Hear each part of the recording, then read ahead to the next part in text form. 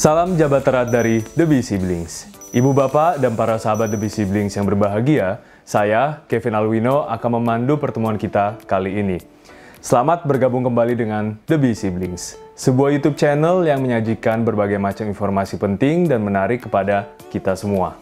Afrika adalah sebuah benua dengan penduduk sekitar 1,3 miliar. Secara ekonomi, Afrika mengalami perkembangan yang luar biasa pesat dalam beberapa tahun terakhir ini.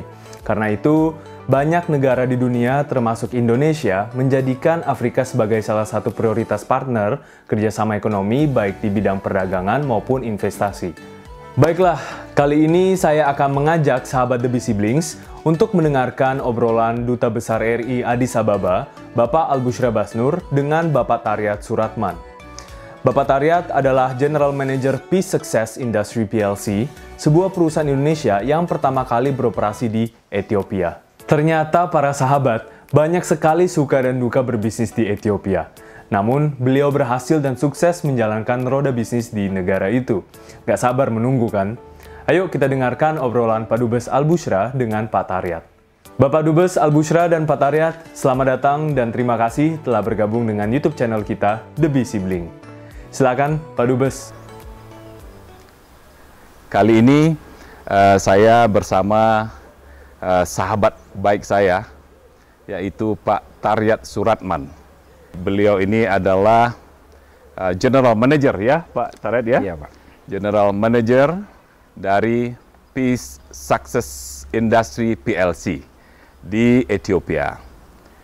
Kawan-kawan, Pak Taryat ini adalah sahabat kita, masyarakat Indonesia, warga negara Indonesia yang pertama kali membuka usaha di Ethiopia. Nah, saya ingin berbincang-bincang dengan beliau dan pasti kawan-kawan juga ingin mengetahui apa saja sih pengalaman Pak Taryat ini dalam menjalankan dan memimpin perusahaan Indonesia di Ethiopia ini. Pak Taryat, ceritakan Pak Taryat, kok tiba-tiba Bapak Taryat ini bisa nyampe ke negara Ethiopia di benua Afrika yang sangat jauh dari Indonesia. Apa yang menarik sebetulnya di Ethiopia ini Pak Taryat? Tolong ceritakan Pak Taryat ya. Baik Pak, terima kasih. Perkenalkan, nama saya Taryat Suratman. Saya bertugas di Peace Success Industry PLC, mother company di Indonesia PT Sinar Ancol. Kita bergerak di bidang manufacturing, soap, deterjen, dan body care. Baik, saya akan cerita sedikit tentang Afrika. Pertama, PT Sinar Ancol itu membuka perusahaan di West Africa, tepatnya di Ghana, itu pada tahun 1995. Dan saya bertugas di Ghana selama 4 tahun. Nah, setelah itu saya balik ke Indonesia. Nah, tiba-tiba di tahun 2002 saya ditugaskan kembali untuk ke Ethiopia. Wow. Gitu. Nah, awalnya saya mendengar kata Ethiopia, saya sebagai orang yang setidaknya mengikuti perkembangan itu cukup mengerikan mendengar nama Pak, Ethiopia. sebelum ke Ethiopia ditugaskan, sudah pernah mampir ke Ethiopia nggak? Belum Pak. Belum pernah. Belum Jadi pernah. waktu di Ghana dulu tidak sempat mampir. Tidak karena di Addis Ababa ya. Tidak, karena waktu itu penerbangan yang ada hanya masih lewat Eropa Pak.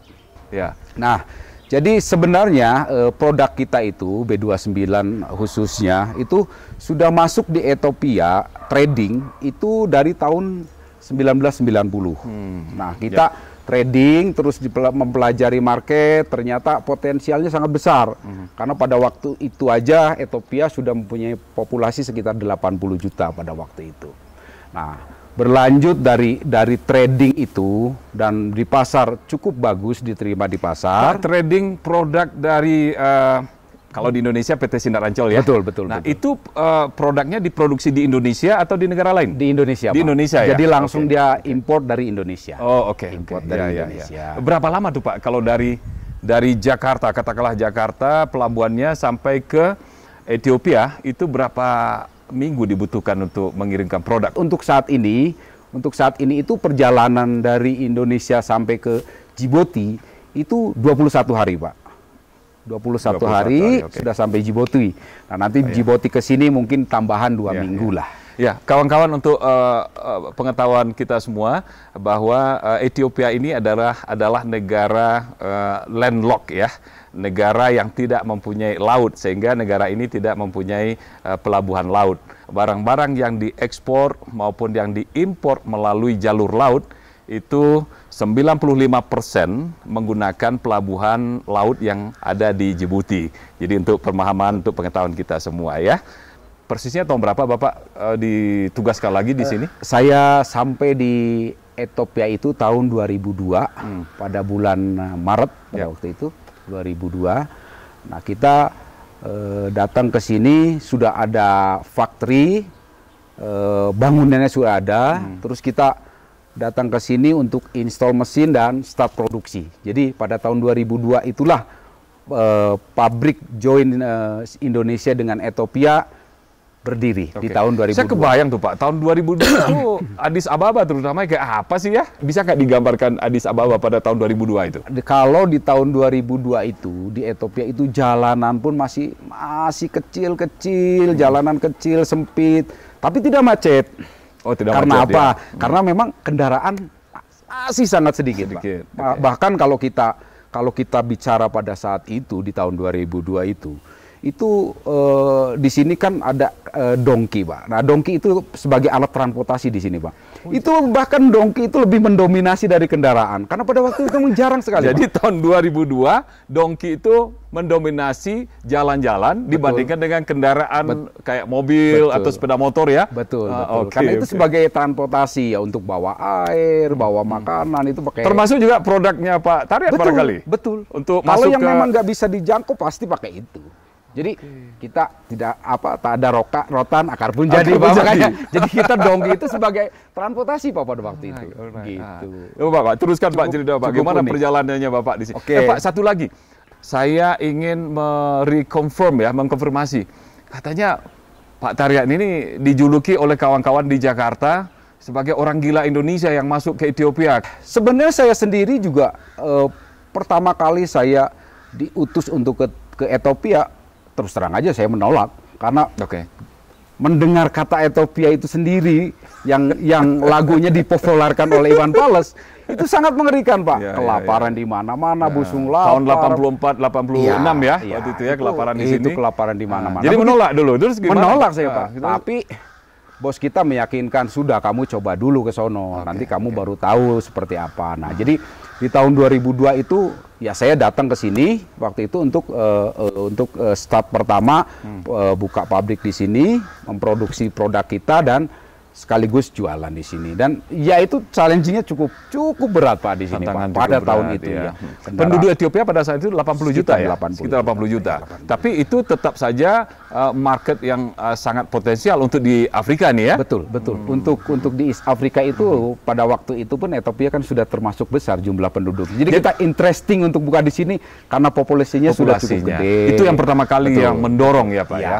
Iya. Pada saat itu belum ada ya perusahaan-perusahaan lain di sini? Belum. Atau sebelumnya belum ada ya? Belum ada, Pak. Jadi perusahaan Pak Taryat, PT Sinar Ancol masuk ke sini, itu adalah perusahaan pertama Indonesia saya kira ya, untuk masuk ke Ethiopia. Pertama kali di Ethiopia. Nah, terus bagaimana Pak suka duka Bapak mengembangkan perusahaan sejak tahun 2002, perusahaan yang sudah Bapak tangani ini? Ya, jadi sebenarnya kita di tahun 2002 itu kita begitu memulai dengan bukanya company di sini.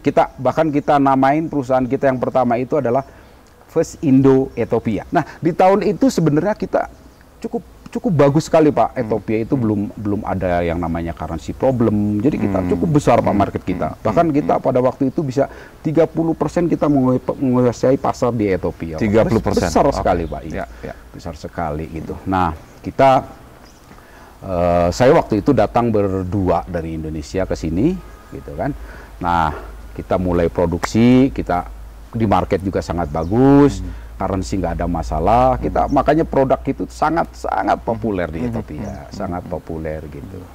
Di Ethiopia itu. Nah, saya memang pada waktu itu nggak lama Pak, cuman 1 tahun setelah kita produksi dan sudah jualan, saya kembali ke tanah air. Pokoknya sudah menancapkan fondasi lah ya, hal-hal yang betul. perlu dibereskan, diurus di awal-awal perusahaan itu berdiri. Nah, lalu Bapak kembali ke Indonesia. Ya, Berapa lama di Indonesia waktu itu, Pak? 2003 saya kembali. Nah, 2007 awal saya disuruh balik ke sini. Wow. Itu pun saya menolak, Pak.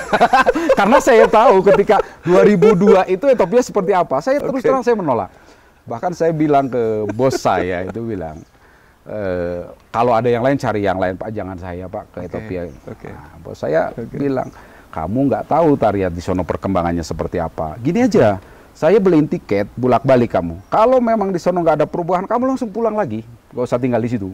Sampai saya tahun 2007, Tahun Pak. 2007. Awal di Januari. Artinya tahun 2003 sampai 2007 Ya. itu sekitar 4 tahun ya. Ya. Berarti perkembangan Ethiopia khususnya Addis Ababa itu luar biasa pesat berarti ya, karena pimpinannya Pak Tariat sudah mengatakan, look, Pak Tariat belum tahu sekarang perkembangannya bagaimana gitu ya. Betul, Nah, lalu Pak. tahun 2007 Bapak sudah kesini lagi, datang Ya, lagi. balik lagi saya kembali lagi tahun 2007.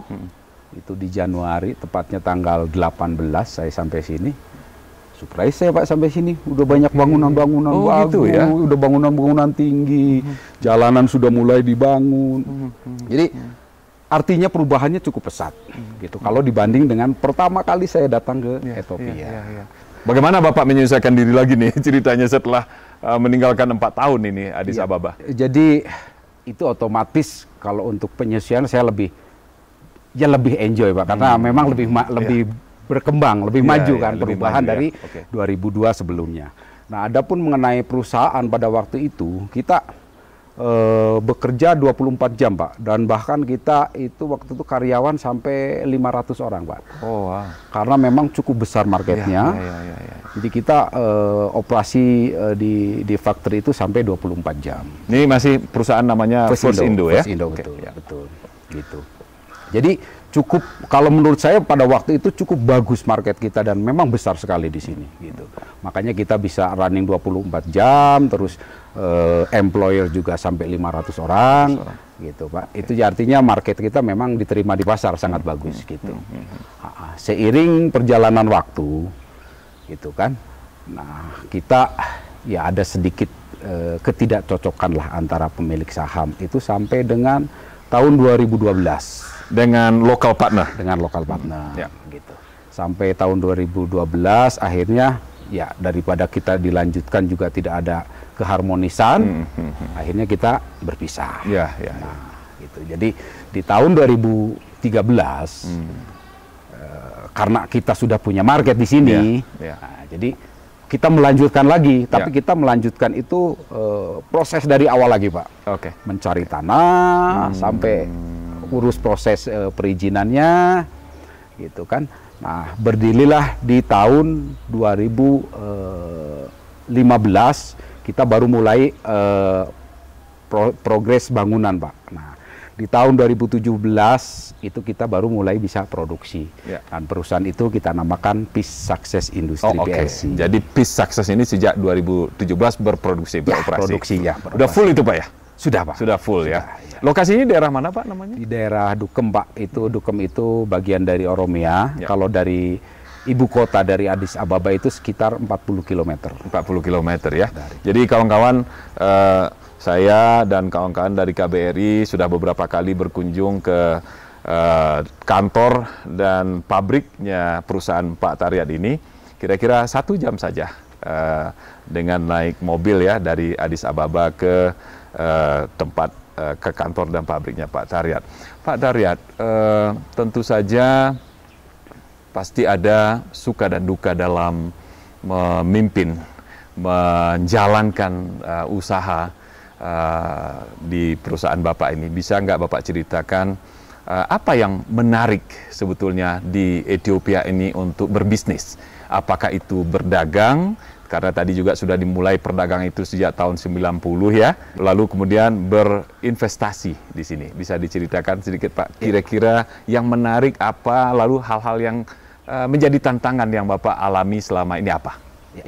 Baik, Sebenarnya menariknya untuk berbuka usaha di Ethiopia itu, investasi baik itu manufacturing atau berdagang. Pertama yang membuat kita menarik itu pertama adalah ketika kita bicara mau dagang itu biasa populasi dulu kita lihat. Populasi Ethiopia saat ini sudah sekitar 112 juta, ya. kurang lebih sekitar segitu, Pak. Nah, itu satu. Terus yang kedua itu upah di sini masih murah. Upah tenaga kerja ya? Tenaga kerja murah. Terus juga elektrik, air itu masih sangat murah, Pak. Kalau dibanding dengan di negara kita jauh lebih murah, Pak. Gitu. Itu pertama yang kita jadikan parameter kenapa kita of course dari yang pertama itu kita sudah punya market ya. Jadi kita berlanjut ke situ. Nah, itu menarik.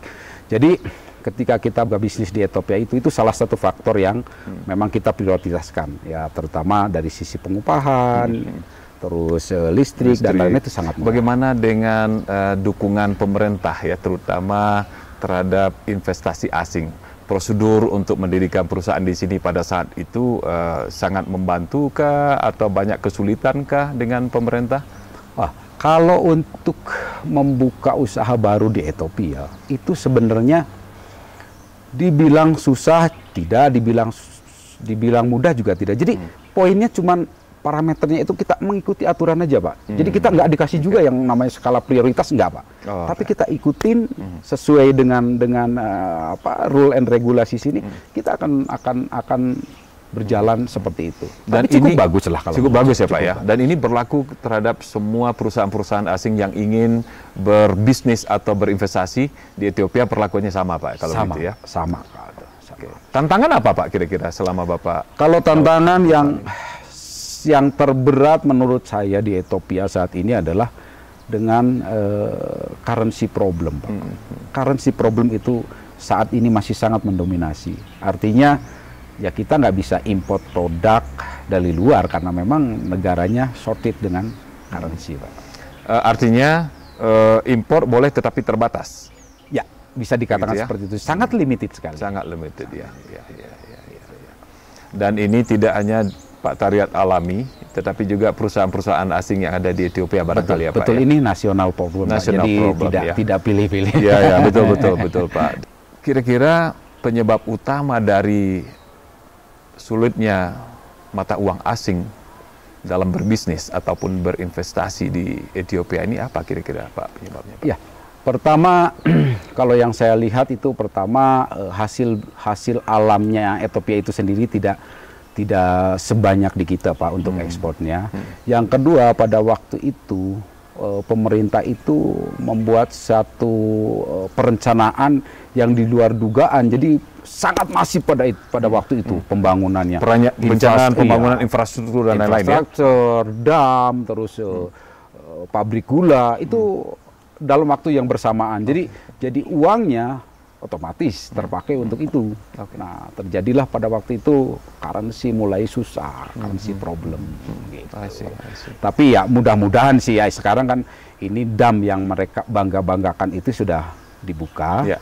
Saya rasa sih kalau dengan dam itu sudah beroperasi, itu kan pasti dia akan ekspor ke negara lain. Ekspor energi. Itu akan currency itu akan membaik perlahan. Ya. Saya yakin.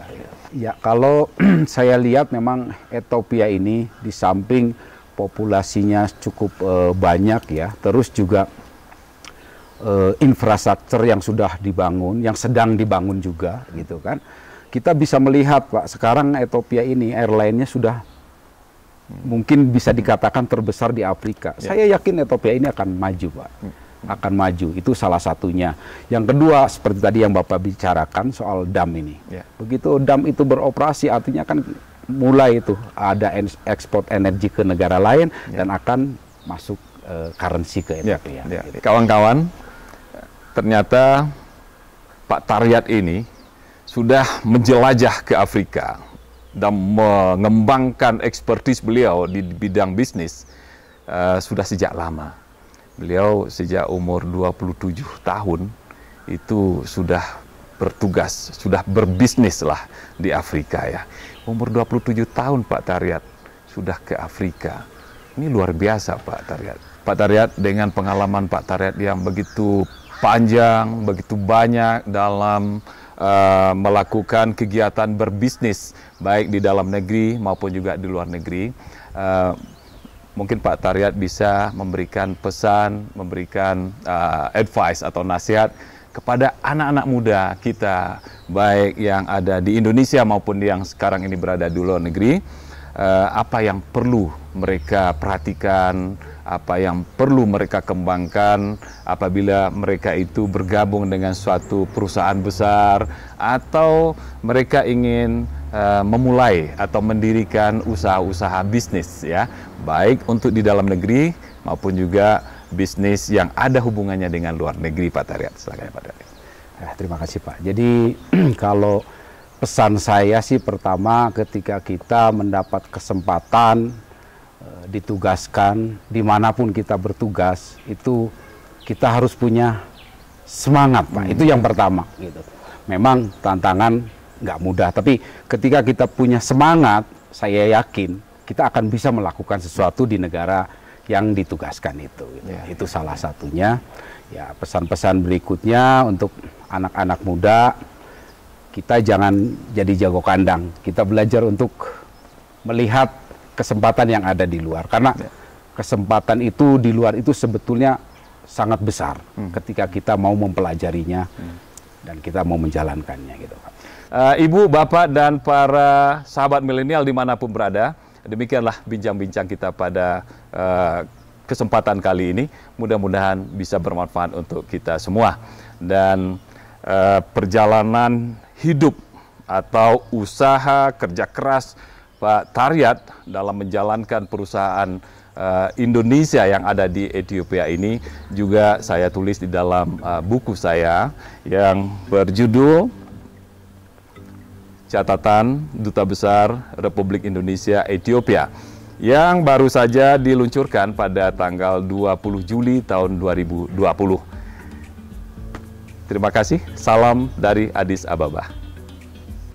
Nah, itulah para sahabat The Bee Siblings, pertemuan kita dengan Bapak Dubes Al-Bushra dan Bapak Taryat. Menarik sekali apa yang disampaikan oleh beliau ya.